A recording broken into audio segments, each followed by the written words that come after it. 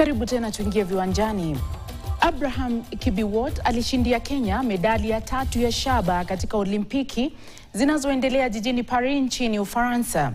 Hii ni baada ya kutimka ndani ya muda wa dakika 8 na sekunde 06.47 na kumaliza katika nafasi ya tatu katika mbio ambazo raia wa Morocco Soufiane El Bakkali alitoa ushindi.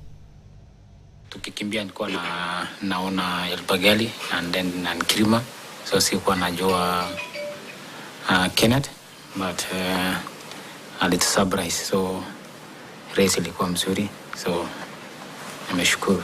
The goal was to get out and stay relaxed.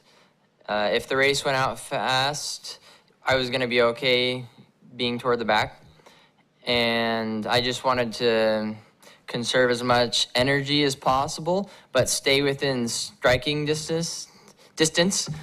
And I was nervous, especially with where I positioned myself. Mshikilizi wa rekodi ya mbio za mita 100